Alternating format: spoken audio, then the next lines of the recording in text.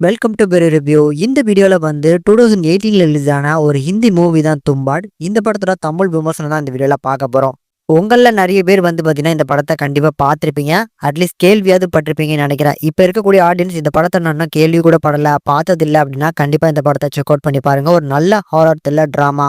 இந்த படத்தோட கதையை தெரியாதவங்களுக்கு சொல்லணும் அப்படின்னா, தும்பாடுன்னு சொல்லப்படுறது ஒரு பர்ட்டிகுலரான கிராமம். ஸோ இந்த கிராமத்துல அஸ்தர்னு சொல்லப்படுற ஒரு சைத்தானை வந்து பார்த்தீங்கன்னா வழிபடுறாங்க.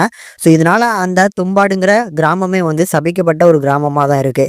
இந்த அஸ்தர்ங்கிறது யாரும் இல்ல. ஸோ நம்ம தேவி, அதாவது இந்த பூமியை படைச்ச தேவி வந்து பார்த்தீங்கன்னா, முதல்ல வந்து பெத்தெடுத்த குழந்தை தான் வந்து இந்த அஸ்தர். ஸோ இந்த அஸ்தர் வந்து ரொம்ப பொறாம பிடிச்சவனாவும், ரொம்ப பேராசை பிடிச்சவனாவும் இருந்திருக்கிறான்.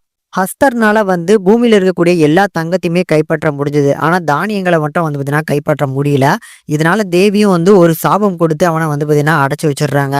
ஆனா இந்த அஸ்தரோட வந்து சாபம் வந்து இங்க மக்களுக்கு வந்து ஒரு பெரிய லாபம் அப்படின்னே சொல்லலாம். ஏன்னா அஸ்தர் கிட்டக்க அளவு கடந்த ஒரு தங்கம்லாம் இருக்குல்ல. இந்த தங்க புதையலை தேடி ஒரு சிலர் வந்து பார்த்தீங்கன்னா ட்ரை பண்றாங்க. அதுல ஒருத்தர் தான் நம்ம ஹீரோ.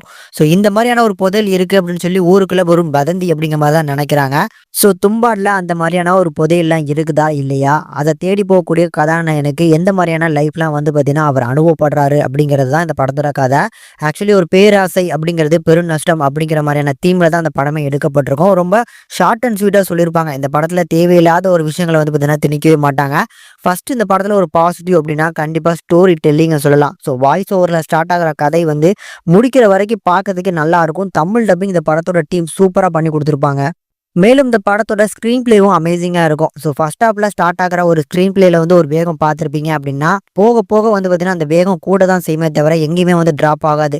செகண்ட் ஹாஃப்ல செமையா இருக்கும். செகண்ட் ஹாஃப்ல அந்த கிளைமேக்ஸ்ல செமையான ஒரு மெசேஜை கொடுத்து முடிச்சிருப்பாங்க பாருங்க. அந்த இடத்துல இந்த படத்தோட ஹைப் வந்து பார்த்தீங்கன்னா செமையா உங்களுக்கு மனசுல பதிகிற மாதிரி பதிஞ்சிரும். ஸோ உங்களில் நிறைய பேருக்கு இந்த படம் கண்டிப்பாக பிடிச்சிருக்கும்னு நினைக்கிறேன். ஸோ பார்க்காதவங்க கண்டிப்பாக இந்த படத்தை மிஸ் பண்ணாமல் பார்த்துருங்க. நல்ல படம், கண்டிப்பாக மிஸ் பண்ணாமல் பாருங்க.